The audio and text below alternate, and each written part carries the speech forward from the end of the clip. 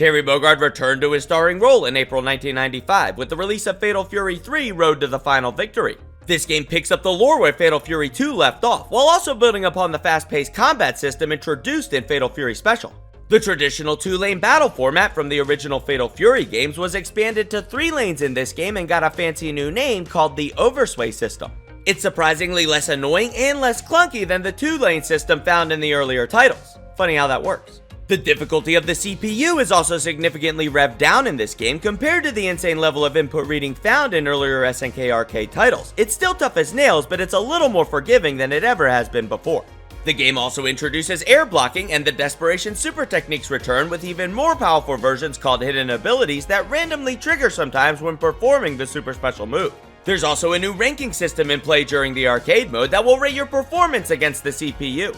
Your overall rank at the end of an arcade playthrough will determine which final boss you challenge at the end of the game. Now let's talk about the lore, because some important stuff happens regarding Terry Bogard during this game. But at the same time, this is where the lore of the franchise starts to get a bit strange and less grounded than it's been up to this point. In fact, the lore gets so convoluted and complex compared to our usual Fatal Fury revenge plots that I'm sort of struggling to figure out where to start. Should I talk about the ancient demon warlords who created 3 sacred scrolls of immortality and that possessed their distant descendants in the modern day to locate the scrolls to resurrect themselves? Come to think of it, if they invented the scrolls of immortality in the ancient past, why aren't they just already immortal right now? Or do I talk about the new up-and-coming crime boss of Southtown? He's been hired to find the scrolls of the ancient demon warlord twins and will become another popular fighter from the SNK villain roster from this game onward. I should probably start with the fact that Geese Howard is back again, and this time he's really alive in the lore. It's not like he's just there as a special guest or something. This is part of the lore. No kayfabe breaking here. Turns out Geese already had one of those scrolls of immortality, and he used it to survive the whole Hans Gruber incident from the first game. See the movie Die Hard if you don't know what a Hans Gruber is. This is where our good old revenge plot starts to show up again. Granted, it's more like a subplot here. You see, because now Geese wants revenge against Terry for trying to get revenge on him for when he got revenge on Jeff for getting the secret stat boosting technique of the Akioku Seiken style from Tung Fu Rue 15 years ago. Geese is also after the other immortality scrolls and wants to take down the new crime boss to reassert himself as the crime lord kingpin of Southtown. You know, because the plot wasn't convoluted enough on its own. He's also a playable member of the roster in this game and not a real boss, but he'll always be a boss. Who does SNK think they're kidding? Now let's talk about Terry Bogard, who's, according to the lore, been aimlessly roaming the world for 3 years since defeating Wolfgang Krauser. Probably trying to sort out all the emotional damage from all the revenging, but he's sort of lost in life now because he doesn't have any more revenging of his own to do. Fortunately, upon returning to Southtown, he hears that Geese is still alive and it looks like revenge is back on the menu, boys. This revived motivation doesn't really change Terry's lonely and angry wolf demeanor in this game. He is really mad. He's even nasty to his brother, Mai, and Joe during his win quotes, and that's basically like his family. He doesn't even have any fun fight intros before any of the bouts. He just stares aggressively at his opponents, waiting for the bell to ring so he can beat the crap biscuits out of them to advance through this new tournament of superpowered street fighting. Which sort of makes sense, he's out for revenge again. It's just like Fatal Fury 1. The legendary Hungry Wolf isn't here for friends. He's gonna revenge on Geese again, no matter the cost. I also like to think that he's mad about having to revert to his old kayfabe performance and upset with the writing staff for the repetitive revenge narrative and convoluted subplot doing nothing for his character development. But, that's just a theory, a Terry Bogard gaming theory. Okay, that's enough lore for now. It's time to get into the game, starting off with how Terry plays in this latest Fatal Fury installment. This is the most responsive version of Terry so far. His attack speed and combo chains are more devastating and fun to pull off than ever before, and the new animation sprites really pop against the intricately designed backgrounds scattered across this new rendition of Southtown. More of that superior pixel placement professionalism that will continue to be one of the best standout accomplishments from the SNK arcade era. Now let's talk about his moveset because there's been a few changes. Some are good, but some are not so good. Terry's got 3 of his signature techniques back, the Power Wave, Burn Knuckle, and Crack Shoot. Terry's also got his Desperation attack in the form of the Power Geyser, which if activated with the hidden ability randomizer in play, will upgrade to the Triple Geyser, which extends the reach and damage output of this technique. Unfortunately, the Rising Tackle, the move that carried me through the last 2 Fatal Fury games, has been completely removed from the Hungry Wolf's arsenal. He's been defanged. Damn it! It's not all bad though, because it's been replaced by an entirely new move that'll become a staple for Terry Bogard's street fighting playbook, the Power Dunk.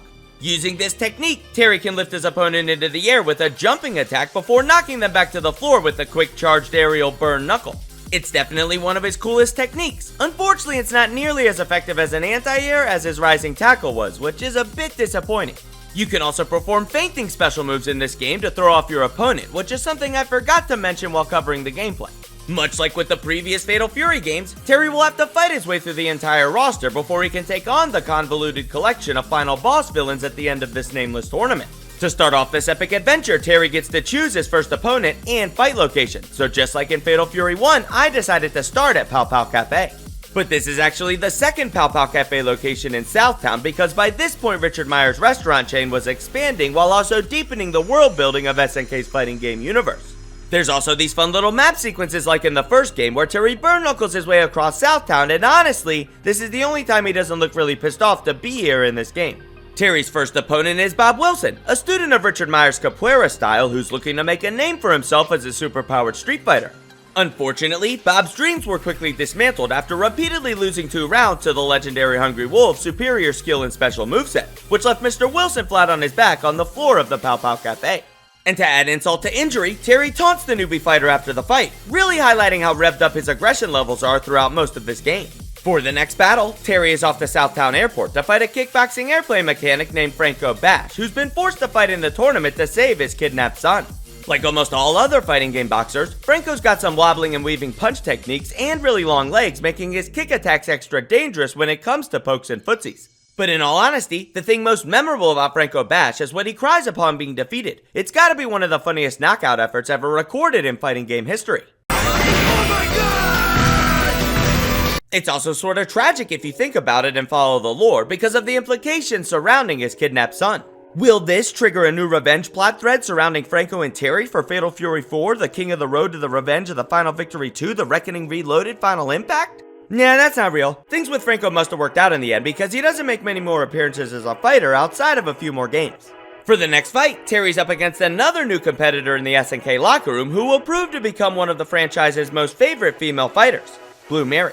She's also got a dog that carries her jacket for her, and she uses all sorts of wrestling holds and jumping grapple techniques that are incorporated into her unique fighting style. It's also heavily implied that she's Terry's love interest, but never outright confirmed in the canon by SNK. Suspicious.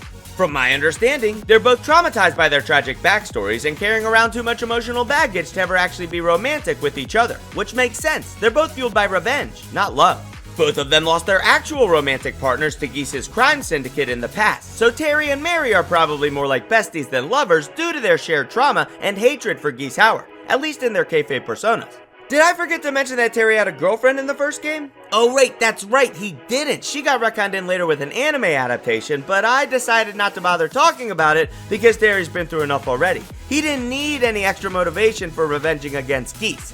Anyway, Terry decides to not be a total jerk to the new girl in the SNK locker room and wins with a timeout technicality. He even compliments Blue Mary after the fight, and as nice a gesture as we're gonna get to see compared to the hyper-aggression he displays towards everyone else in the game. Next up is the Bogard's best friend forever, Joe Higashi, who might be cheating on Terry and Andy because he's hanging out with another familiar face from Fatal Fury 1, Why Jai. This fight takes place in the national park, and there's this gator chilling in the background who might be seen again someday in the distant future, but there's no confirming if it's the same gator as this one. But it's suspicious, that's why I brought it up. You'll know about it someday. There's also a punching bag with Geese's old fighting gi hanging on it that I always find amusing. Terry, on the other hand, was not amused by Joe's betrayal. How dare he cheat on the Bogards with one of Geese's old henchmen? So the legendary Hungry Wolf handed Joe a classic Bogard beatdown before rushing off to the next challenge. But before he can get there, there's an accident on set. Terry crashes his burn knuckle right into the new crime boss kingpin of Southtown, Ryuji Yamazaki, a Yakuza-themed, Yakuza-related bad guy with a calm but also extremely violent demeanor that's representative of his fighting style. Since this fight is an accident, Terry only has to win one round before Yamazaki runs away because according to the script, they're not supposed to fight until later. Before the fight, Yamazaki calls Terry a girl with an epic foreshadowing burn to our titular hero's masculinity. Terry doesn't take too kindly to this and decides to teach Yamazaki a lesson about reading ahead in the script by defeating him with his super awesome, incredible, super special desperation technique, the Power Geyser. Before Terry can finish the fight with Yamazaki, Mai Shiranui, SNK's poster girl, confronts him because she thinks Terry has the immortality scrolls and she wants to win the tournament. Actually, now that I think about it, is there even a tournament happening? I'm starting to feel like Terry's just out here to finish business with Geese. He just wants to let his old nemesis know that for the sake of their character growth, they should stop revenging on each other and squash the beef. A final victory, one could say. But everyone keeps getting in his way, challenging him to fights or fanatically talking about the subplot scrolls. No wonder Terry's so pissed off in this one. And to emphasize to everyone that they need to stay out of his way, he beats the crap biscuits out of Mai, even scoring a flawless victory in the second round. AAA, are you kidding me? That was an S-class performance at worst. Rankings are bull. After the fight, Terry tells Mai to stop wearing such spicy outfits all the time before he's off in search of Geese again by burn-knuckling across town. Whoa, Terry, slow down. We don't want another accident. But Andy catches up with Terry at Howard Arena and confronts his brother about beating up his girlfriend. Andy's really pissed now too, and he's looking to revenge against Terry to uphold Mai's honor and her choices of spicy attire. A little fact about Howard Arena is that this is where Terry fought Tung Fu Ru in Fatal Fury 1, which you already knew as a Terry Bogard fangirl like me because you've been watching the video series, right? The battle between the Bogard brothers on the bridge was extremely brutal, with each of them exchanging their signature techniques and even a few old-fashioned punches to the before Terry took the win once again over his younger brother, asserting that he is the best of the Bogard boys. Next, Terry runs into an out-of-town police detective named Han Fu, who's come to Southtown in pursuit of Yamazaki. Han Fu attempts to question the legendary Hungry Wolf about his accident earlier, but Terry's got no time for that, so the two of them end up fighting on a moving crane platform because Terry refuses to answer the questions. He knows his rights. Terry is, after all, the king of fighters, and that title wields a lot of power in Southtown, like the power to clap the out-of-state cheeks of a big city detective for getting in his way. Terry doesn't give a about Yamazaki, secret scrolls, or any of these other side plots. He's looking for Geese. Han Fu never stood a chance, even with his nunchuck-style techniques, and Terry dropped the power-abusing detective with a few of his special moves before continuing his crusade across Southtown to talk to Geese about revenging. To blow off some steam after confronting that detective, Terry travels down to Southtown's most festive attraction, Dream Amusement Park. But before he can enjoy himself, he's challenged by Sokaku Mochizuki, a Buddhist monk searching for the secret subplot scrolls who's also apparently got a raging hate boner for Terry's little brother, Andy. Since the amusement park was so crowded, Terry and Sokaku fought in the abandoned set of a Wild West stage show to avoid the onlookers because this is just a superpowered street fight. I'm really starting to think this isn't a sanctioned tournament. Sokaku can use all sorts of spiritual lightning attacks and wears an umbrella straw hat like a more infamous fighter from an entirely different franchise. He's also got a weird staff with rings on it and likes to throw spikes on the floor that bounce around and stab Terry in the footsies. None of that would matter though because Terry won, of course, leaving the strange newbie wallowing in pain before burn-knuckling his way over to Sound Beach, where we're gonna break some kayfabe with Terry's stunt double, Terry Bogard. I'll also take this opportunity to mention that this game has the first appearance of Terry's Pokemon partner, Uki. I'm not really sure the backstory on Uki, but I'm inclined to believe that it's his non-kayfabe Pokemon partner that just scampers onto set sometimes during the SNK productions. But that's just a theory, a tiny pirate gaming theory. In this lore-breaking bout, we do get to see Uki dancing in the background as Terry and Barry have their semi-annual sparring match against each other. Uki even starts up the stereo to trigger the fight like a true Pokemon partner should, just like how my Pokemon partner does all the video editing for me. Thanks, Sparkle. As you might have guessed, Terry defeats his doppelganger in blue before finally going to Geese Tower to have a friendly man-to-man conversation with Geese Howard, the still-living crime lord kingpin of Southtown, about why revenging is bad. But Geese is hearing none of it because he's back from being Hans Grubert and he is all about that revenging life right now. The British bad boy for life, Billy Khan, is also there to give his boss some sideline cheerleading and moral support. That's nice. This time Geese fights with no shirt to show off his chiseled and scarred muscular physique while wearing his fancy new baggy orange pants. He's got all his signature attacks, along with some new ones, like this aerial fireball, and during the first round of the fight we get to hear a remixed and far less aggressive version of his old theme music. But that all changes in the second round because the classic Geese theme kicks on, and so do my Geese-themed Geese-related PTSD symptoms as the entire stage catches on fire and the fatally furious fighters carry on revenging against each other. Terry was able to defeat Geese once again by spamming low kicks and crack shoots since he forgot how to do the rising tackle in this game, and after losing, Geese goes crazy and starts laughing maniacally as the room burns. Geese seemingly dies in the fire, so this time he's 100% not going to be back, I bet. Fortunately, Terry's rescued from the blazing inferno by Chang Senzan, the rich stockbroker who's got his own private helicopter and wants Terry's help finishing up the subplot now that the revenging stuff is taken care of. Chang flies Terry across Southtown to a train station where they confront Yamazaki, who's about to finish off Han Fu. He's the out-of-state detective that once again is getting his out-of-state cheeks clapped in a street fight. Chang tends to Hanfu's injuries while Terry prepares to battle the crazed Yakuza crime boss Yamazaki in a real fight this time. It's not an accident, it's part of the SNK script, so everyone's got their lore-accurate personas on here.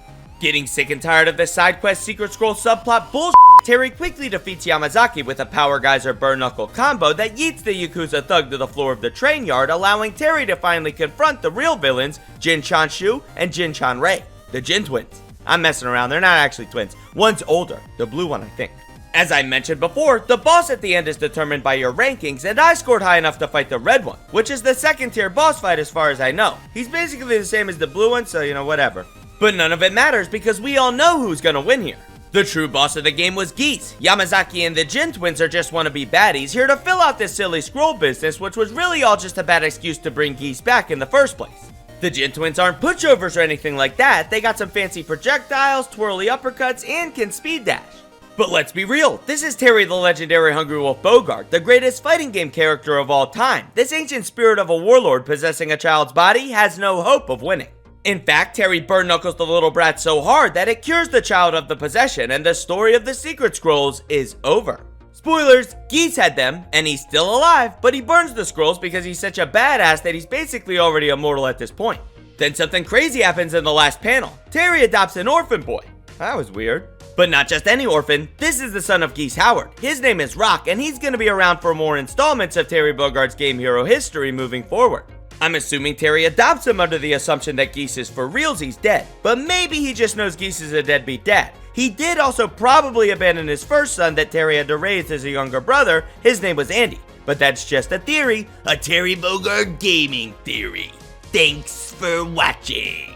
Terry's also going to be way less angry moving forward. Maybe it's because he's less lonely with Rock around. Maybe it's because he got a new bestie with Blue Mary. Maybe it's because this silly immortality scroll is over. But probably it's because, in the next installment of the Game Hero history, we're returning to the King of Fighters series for another kayfabe-breaking crossover superpowered street fighting tournament, and we all know how much Terry likes those.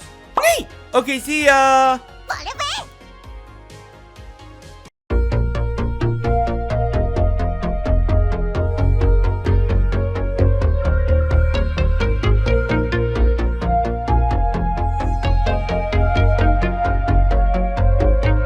Are you okay? Press the wolf! Don't forget to like and subscribe.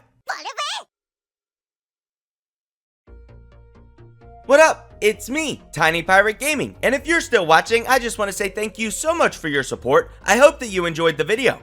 It took me many months to film the gameplay, research SNK's poster boy, script and voice the series, and then finally edit it all together to produce this Game Hero history of Terry Bogard. Not to mention the days spent overcoming the unforgiving SNK arcade CPU of the early 90s to actually beat as many games featuring the legendary Hungry Wolf as I could get my degenerate fangirl hands on.